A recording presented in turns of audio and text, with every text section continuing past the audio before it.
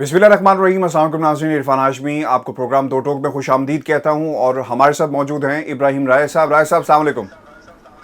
वालेकुम अस्सलाम। राय साहब, प्रोग्राम का फीड बहुत ही ज़बरदस्त है और मैं प्रोग्राम शुरू करने से पहले अपने तमाम सुनने वालों से रिक्वेस्ट करूंगा कि आपने अगर चैनल को सब्सक्राइब नहीं किया तो इसे ज़रूर सब्सक्राइब करें। ये हमारा एक डिफरेंट चैनल है। राय साहब अपना चैनल जो इनसाइड न्यूज़ है उसे लहरा से लुक आफ्टर कर रहे हैं, इरफान हाशमी ऑफिशियल, और आखिरी शो इसके अलावा होता है। तो दो टोक बिल्कुल एक नया हमारा प्लेटफॉर्म है। हम चाहते हैं कि आपको एक नया पर्सपेक्टिव मिल सके और बहुत सारी ऐसी खबरें होती हैं जो आप तक नहीं पहुंच पाती, मेन स्ट्रीम मीडिया उन्हें खा जाता है। तो हम चाहते हैं कि वो भी आप तक पहुंचती रहें, क्योंकि खबरों की जो ट्रैफिक है वो बहुत ज़्यादा थी। तो इसलिए हमने ज़रूरत महसूस की कि एक नया प्लेटफॉर्म इस्टेब्लिश किया जाए। राय साहब, खबरें आज बहुत गर्म है और खबर आपके पास ही है लेकिन मैं उसका थोड़ा सा हिंट देता चलता हूँ। माजी में भी सर ये होता रहा है,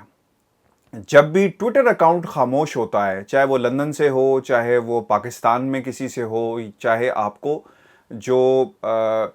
जहाँ तक जलसों जुलूस के अंदर आपकी नुमाइंदगी का ताल्लुक है वो आपको कम होती हुई नज़र आए, तो ये साइंस हैं कि पसे पर्दा कुछ ना कुछ खिचड़ी पक रही है। और हमने तो ये देखा, बाकायदा एक टाइमलाइन मौजूद है नवाज शरीफ की खामोशी की, और फिर एकदम से उन्होंने इदारों पर अटैक किया। तो उस दौरान क्या होता रहा, वो डील कर रहे थे अपने लिए तो खैर करके बाहर आ गए, लेकिन वो अपनी बेटी के लिए कर रहे थे। तो सर अब ट्विटर अकाउंट खामोश है, आपको और मेरी जो इतलात हैं, और आप इस पर रोशनी ज़रा डालेंगे, क्या कोई डील हो रही है? एक बार फिर कोशिश की जा रही है आर्मी चीफ से मिलने की कि जनाब किसी तरह हमें इलेक्शन में कम से कम ये जो नाअहली की तलवार कहीं लटक रही है इससे जान छुड़ाई जा सके, जहां तक मरियम नवाज का ताल्लुक है। जी राय साहब। हाशमी साहब, डील के मुतल्लिक और army chief general Qamar Javed Bajwa से बराह रास्त रियायत लेने के मुतल्लिक हमारे पास एक अंदर की कहानी है, अंदर की खबर है। और ये खबर एक ऐसे वक्त में सामने आई है कि जब शहबाज शरीफ बड़े तेज़ी से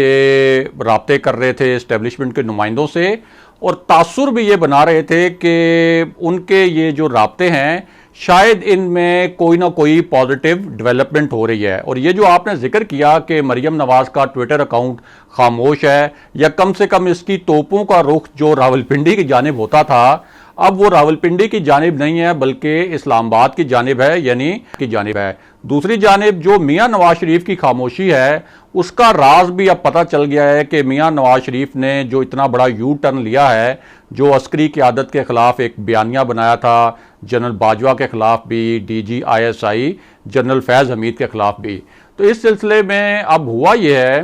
कि एक हाई प्रोफाइल जो सिक्योरिटी मीटिंग थी जो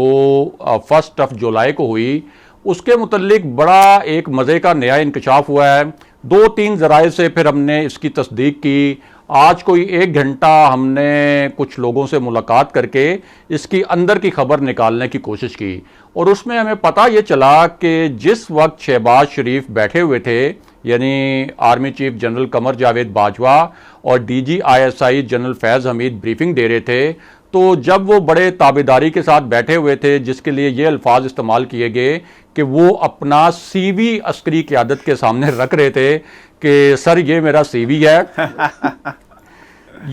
ये मेरा CV है, पोटेंशियल प्राइम मिनिस्टर का मैं कैंडिडेट हूं, तो ज़रा गौर करें। और बिलावल भुट्टो के मुतल्लिक जो नून लीग के रहनुमा हैं वो कहते हैं बिलावल भुट्टो ने भी कोई कम खुशामद नहीं की। अब इसी दौरान एक ऐसी बात हुई, एक ऐसा सवाल हुआ जो सियासी सवाल था और आउट ऑफ कॉन्टेक्स्ट था, यानी जिस मकसद के लिए ब्रीफिंग बुलाई गई थी उससे बिल्कुल हटकर था। और जितने वहां पे शुरका थे वो बड़े चौंक भी गए कि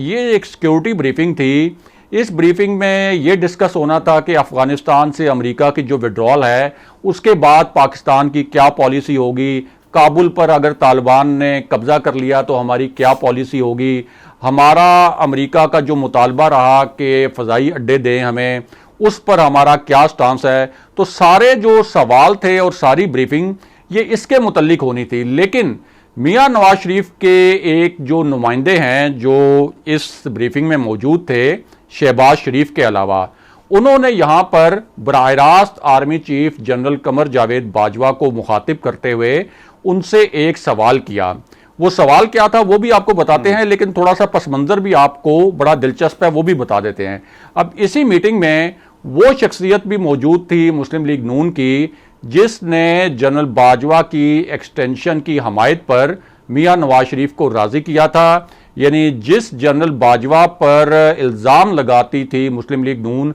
कि उन्होंने 2018 का इलेक्शन रिग किया, उसमें धांधली करवाई, उन्हीं की एक्सटेंशन की हमायत के लिए भी मुस्लिम लीग नून के जिस रहनुमा ने मियां नवाज शरीफ को पैगाम पहुंचाया और ये कहा कि इसके बदले हमें रिलीफ मिलेगा, वो शख्सियत भी इसी इजलास में शरीक थी, लेकिन बड़ी खामोश रही। वो शख्सियत बिल्कुल लो प्रोफाइल में रही और हमारा इशारा आप तो यकीनन पहुंच गए होंगे, लेकिन हमारे नाजरीन के लिए दोबारा बता दें कि ख्वाजा आसिफ की तरफ हमारा इशारा है जिन्होंने जनरल बाजवा की एक्सटेंशन की हमायत के लिए मियां नवाज शरीफ को राजी किया था कि मैं कोई इसके बदले डील ले लूंगा इस्टेब्लिशमेंट से, लेकिन वो डील मिल नहीं सकी। अब इस इजलास में शहबाज शरीफ बैठे हुए हैं, ख्वाजा आसिफ बैठे हुए हैं, बिलावल भुट्टो बैठे हुए हैं, मौलाना फजलुर रहमान के बेटे बैठे हुए हैं,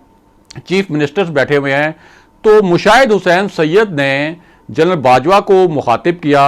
और उनसे कहा कि आप नून लीग की क़यादत पर थोड़ा सा हाथ हल्का कर दें। अब ये जब बात हुई तो जितने वहाँ पे पार्टिसिपेंट्स मौजूद थे वो बड़े हैरान हो गए कि ये किस तरह की सियासी बात कर दी, लेकिन जानने वाले जानते हैं कि ये बात मुशाहिद हुसैन सैयद आज खुद नहीं कर सकते, ना ही वो कोई एंटी इस्टेब्लिशमेंट किसी लॉबी का हिस्सा रहे हैं, बल्कि वो तो हम जानते हैं कि साबिक सदर परवेज मुशर्रफ का बड़े करीबी साथी बन गए थे और अभी भी उनका कोई ऐसा स्टैंस नहीं है कि वो एंटी इस्टेब्लिशमेंट स्टैंस हो। अब चूंकि मुस्लिम लीग नून ने उनको सेनेटर बनाया था तो स्टोरी का पूरा जब हमने खोज लगाया तो पता चला कि उनको ये हदायत की गई थी मुस्लिम लीग नून की आला क़यादत की जानिब से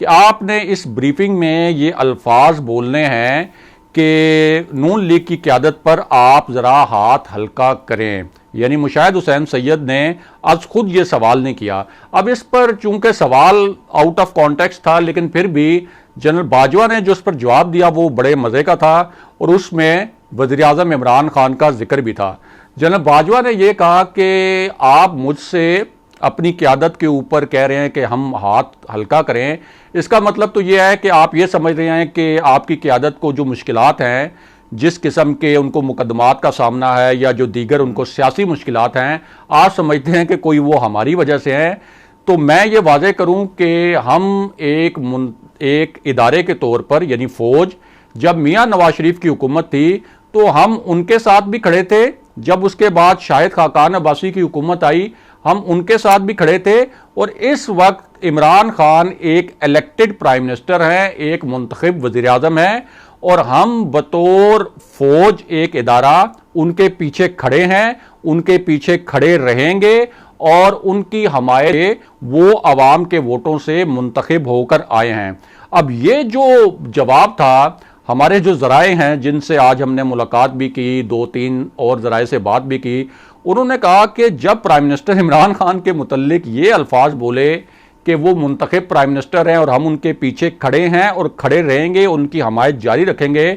तो उस वक्त शहबाज शरीफ और बिलावल भुट्टो जो हैं वो बड़े उनके लिए ये नाखुशगवार कलमात थे। और इसमें आपको बताऊं, जो आपने बड़ी ज़बरदस्त बात की थी कि बहुत सी चीज़ें मेन स्ट्रीम मीडिया खा जाता है, ये खबर बाद में रुकवाई गई थी क्योंकि उसका मकसद ये था कि सिक्योरिटी ब्रीफिंग थी, तो अगर ये सियासी पहलू जो है वो बाहर आ जाएंगे तो फिर शायद सिक्योरिटी ब्रीफिंग का एक इम्पैक्ट जो है वो अच्छा नहीं जाएगा। इसलिए ये कुछ खास हलकों की जानिब से ये खबर रुकवाई गई थी। लेकिन आपको पता है कि खबर जो है और हकायक वो अपना रास्ता खुद बनाते हैं, आप जितना मर्जी उनको रोकने की कोशिश करें तो वो हकायक बाहर आ जाते हैं। एक और चीज़ जो हमें पता चली वो ये भी पता चली कि मोहसिन दावड़ के मुतल्लिक पहले तो कुछ मुख्तसर सी एक खबर सामने आई थी। अब ये पता चला कि मोहसिन दावड़ ने जब ये कहा कि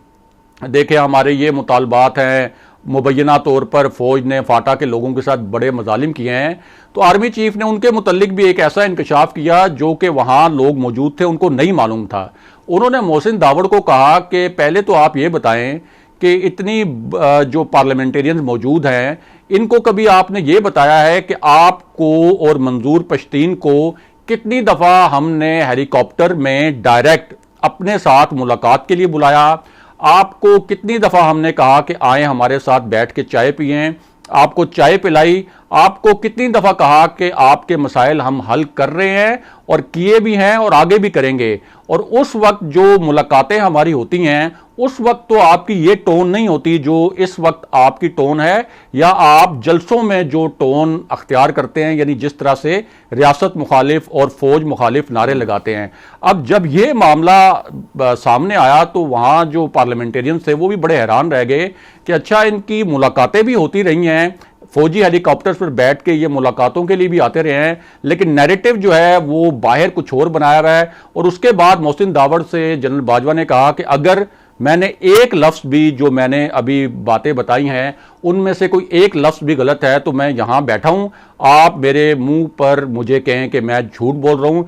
लेकिन मोहसिन दावड़ उस वक्त मुकम्मल तौर पर खामोश हो गए, क्योंकि उनके पास उस वक्त जनरल बाजवा की इस बात को डिनाई करने के लिए कुछ भी नहीं था। तो ये सिक्योरिटी ब्रीफिंग में से कुछ मजीद खबरें हम अपने व्यूअर्स के लेकर आए हैं। राइट राय साहब, ये तो बड़ा कम्प्रिहेंसिव आपने पूरा जिस तरह लोग अप्रोच करते रहे, चाहे वो ज़ुबैर साहब हों, चाहे वो मरीम साहिबा के लोग हों जो भेजे हुए, या शहबाज शरीफ साहब हों, चाहे मोहसिन दावड़ साहब हों, चाहे मुशाहिद सईद साहब हों, हर शख्स जो है वो कोशिश में है कि कोई ना कोई डील हो जाए, कोई रायत दे दी जाए। सर, जो कुछ खुर्शीद शाह साहब कर रहे हैं पिछले 1 साल से, सिंध हाई कोर्ट वहाँ पे भी बोला है, तो अब ऐसा लगता है कि इस रायत के चक्कर में ताकतवर हलकों से हर शख्स राब्ते में है और इन तमाम लोगों को मुंह की खानी पड़ रही है। मेरे लिए हैरानगी की बात है और हमारे व्यूअर्स के लिए भी होगी कि मोहसिन दावड़ जैसा बंदा जलसों में जिस तरह पाक फौज के खिलाफ ज़ुबान इस्तेमाल करता है और फिर वही उन्हीं के हेलीकॉप्टर्स में जाकर डील करने की कोशिश करता है, तो फिर ये जो एक झूठा नकाब है इन तमाम सियासतदानों के चेहरे से, एक तो सर गिर रहा है, उतर रहा है। और ये डील वाली जो बात है, जहाँ तक नून लीग का ताल्लुक है, मेरा ख्याल है कि सर ये मज़ीद कोशिश करेंगे और 1-1.5 साल तक कोशिश करते रहेंगे। इस पे ज़रूर कमेंट करें, क्योंकि मरीम नवाज़ की नाअहली का मामला है। और मुझे तो सर ऐसा भी लगता है कि शहबाज शरीफ नहीं चाहते कि ये नाअहली की तलवार जो है उनके सरों से हटे, क्योंकि फिर पार्लियामेंट में दोबारा, इलेक्शन में दोबारा जाना है, तो फिर कौन जाएगा? यही लोग जाएंगे। देखें, इस मामले पर तो मुझे प्राइम मिनिस्टर का एक फ़िक्रा बहुत याद आता है, और उस वक्त सहाफ़ी तो नोज़ फॉर न्यूज़ होती है, तो बिटवीन दी लाइंस बहुत कुछ पढ़ लेते हैं। बहुत से लोगों को उस वक्त वो फ़िक्रा समझ नहीं आया था प्राइम मिनिस्टर इमरान खान का, और वो बड़ी उस वक्त तनकीद भी कर रहे थे कि देखें, प्राइम मिनिस्टर इमरान खान ने इस्टेब्लिशमेंट को बड़ा सख्त पैगाम दे दिया, इसके बाद इस्टेब्लिशमेंट और सिविल हुकूमत जो है वो आमने सामने आ सकती है। और वो फ़िक्रा बोला था प्राइम मिनिस्टर ने एक इंटरव्यू के दौरान, और उस इंटरव्यू में प्राइम मिनिस्टर ने कहा था कि जनरल बाजवा को अपोजिशन के रहनुमाओं से मुलाकातें नहीं करनी चाहिए। अब उसके ऊपर एक तूफान खड़ा हो गया था और ये इंप्रेशन बनाया गया कि इसका मतलब है कि प्राइम मिनिस्टर की इजाज़त के बगैर मुलाकातें हो रही हैं। अब रिसेंटली 2-3 वुज़रा ने भी इसी किस्म के स्टेटमेंट्स दिए थे। जाहिर है कि प्राइम मिनिस्टर की मर्जी के बगैर तो नहीं दे सकते, कि हमें मालूम है कि कहाँ कहाँ किस किस की मुलाकातें होती रही हैं और हो भी रही हैं। ख़ास तौर पर शहबाज शरीफ के कॉन्टेक्स्ट में ये बात की गई थी। तो ये जो सियासतदान है, ये तो हर वक्त तैयार रहते हैं कि इनको कोई बुलाए। मौलाना फजलुर रहमान खुद बता चुके हैं कि जब वो इस्लामाबाद में धरना लेकर आए थे तो उस वक्त उनकी ताकतवर हलकों के नुमाइंदों से भी मुलाकातें हुई थीं और army chief general Qamar Javed Bajwa से भी उनकी मुलाकात हुई थी। तो सियासतदान तो हर वक्त जो है वो तुले रहते हैं कि उनकी इस्टेब्लिशमेंट से मुलाकात हो, और फिर जब ये मुलाकातें मतलूबा नताइज नहीं लेके आती, यानी अपनी जो ख्वाहिशात लेकर जाते हैं इस्टेब्लिशमेंट के पास, वो ख्वाहिशात पूरी नहीं होती। मिसाल के तौर पर अगर अपोजिशन की ख्वाहिश है कि वज़ीर-ए-आज़म इमरान खान की हुकूमत का तख्ता उल्टा दिया जाए, मौलाना फजलुर रहमान उस वक्त जनरल बाजवा से ये कह रहे थे कि अगर ये हुकूमत आपने ना गिराई और इसके पीछे से आप ना हटे तो हम रेड जोन में चले जाएंगे, हम वहाँ पे धरना देंगे। लेकिन जब वहाँ से ग्रीन सिग्नल नहीं मिलता तो उसके बाद फिर हम देखते हैं कि एक एंटी इस्टेब्लिशमेंट नैरेटिव जो है वो भी डेवलप कर लिया जाता है, और जैसे ही इस्टेब्लिशमेंट ज़रा सा कोई ग्रीन सिग्नल दे दे या मुलाकात के लिए बुला ले, कोई फ़ोन कर दे, कोई टेक्स्ट भेज दे, किसी नुमाइंदे के जरिए भी कोई पैगाम भेज दे, तो फिर ये डील की आस में और उस उम्मीद में दौड़े दौड़े वहां पहुंच जाते हैं और इस्टेब्लिशमेंट के साथ राब्ते करते हैं। लेकिन इस ब्रीफिंग में ये सारे मामला जो हैं वो एक्सपोज भी हुए हैं, और प्राइम मिनिस्टर इमरान खान का वो जो फिक्रा था वो इस ब्रीफिंग के बाद मुझे खास तौर पर याद आता है कि हमारी इस्टेब्लिशमेंट को भी अगर ये सियासतदान की मुलाकात के लिए आए भी तो इनको फिर यही होना चाहिए कि आप पार्लियामेंट के फोरम पे मुलाकात करें, किसी ओपन फोरम पे मुलाकात करें। बाद में ये जो लीक्स होते हैं हाशमी साहब, हम सब जानते हैं, इनसे बड़ी गलत फहमियाँ पैदा होती हैं, क्योंकि ज़ाहिर है फिर हुकूमत ये सोचती है कि हम कोई हमारे खिलाफ साजिश तो नहीं हो रही, ये अगर जाके वहाँ पे मिले हैं। तो ये लीक्स फिर जो ऑपोजिशन के रहनुमा हैं वो खुद भी करते हैं ताकि मिसअंडरस्टैंडिंग्स पैदा हों और वो जो एक पेज वाला तासुर है वो तासुर ख़त्म हो जाए। तो इसका हल तो यही है कि इस तरह की जो मुलाकातें हों वो ओपन फोरम्स हो रहा ताकि कोई इबाहम ना हो, मुलाकातें ना हो। बिल्कुल सही है, बिल्कुल मुलाकातें नहीं होनी चाहिए। मुलाकातें ऐसी होंगी तो ऑब्वियसली अगर ऑपोजिशन जाकर कोई जिससे फ़ायदा होगा मुल्क और कौम को, तो फिर तो चीज़ें सर राय साहब समझ में आती हैं। लेकिन जब डील के लिए जाएंगे तो फिर ऐसी मुलाकातें नहीं होनी चाहिए। और जहाँ तक ताल्लुक है ये एंटी इस्टेब्लिशमेंट बयानिया, सर ये जिस तरह बयानिया शुरू होता है उसी तरह ये ख़त्म भी हो जाता है, क्योंकि इसकी कोई हैसियत नहीं है कि अगर तुमने ये ना किया तो मैं तुम्हारे खिलाफ बोलूँगा। यही सर बयानिया ना, और क्या है, इसके अलावा तो और कोई बयानिया नहीं है। अब हम इसका जो असर है वो अदालतों में भी देख रहे हैं सर, और वो कैसे देख रहे हैं कि जब आपकी जो सुनवाई है यहाँ पर नहीं होती, कोई आपकी बात नहीं सुनता, जिस का जिक्र आप कर रहे हैं, तो एक रास्ता दूसरा भी है और वो अदालतों का रास्ता है। और अदालतें इस वक्त मैं ये समझता हूँ जो पाकिस्तान की जो लीगल वेटर्निटी है इसे क्रिटिसाइज भी कर रही है, सहाफ़ी भी क्रिटिसाइज कर रहे हैं, और कुछ सर कोई जवाब भी राय साहब नज़र नहीं आता कि किस बुनियाद के ऊपर अदालतें ख्वाजा आसिफ को ज़मानत दे देती हैं, एहसन इकबाल को ज़मानत दे देती हैं, और वहाँ पर मेरिट्स की बात होती है। हालांकि सुप्रीम कोर्ट की कल भी हमने बात की थी अपने प्रोग्राम के अंदर, जजमेंट्स मौजूद हैं, आप बड़ी अदालतों के फैसलों को सामने नहीं रखते और आप अपने जो चाहने वाले हैं या आपके वेल विशर्स हैं आप उनको सामने रखते हुए फैसले करते हैं। तो ये अब जो पाकिस्तान तहरीक इंसाफ की हुकूमत है इसने फैसला किया है कि इसको चैलेंज किया जाएगा, और कौमी एहतसाब ब्यूरो नून लीगी रहनुमाओं की ज़मानत के फैसलों को सुप्रीम कोर्ट में चैलेंज करेगी, ये कहा गया है। और नैब की जानिब से दायर दरखास्तों में इस्तदा की गई। मैं आपके सामने कुछ चीज़ें रख देता हूँ, फिर उस पर आपका कमेंट भी ले लेते हैं कि शाहिद खाकान अब्बासी, एहसन इकबाल और मुफ्ता इस्माइल की ज़मानत के फैसले कलअदम करार दिए जाएँ। दरखास्तों में ये कहा गया कि इस्लामाबाद हाई कोर्ट ने हक़ाइक़ को नज़रअंदाज किया, शाहिद खाकान अब्बासी, एहसन इकबाल और मुफ्ता इस्माइल के केस में हार्डशिप का मामला नहीं था, और वज़ारत कानून के ज़रिए वफाकी हुकूमत को फरीक बनाया गया है। अच्छा, अब ये मामला नैब का है, हुकूमत ने फैसला नहीं किया। सर इस पर रोशनी डालें, कैसे देखते हैं? देखिए, इस पर हमारी नैब ज़राए से बात हुई थी और बड़े ही वो मायूस थे,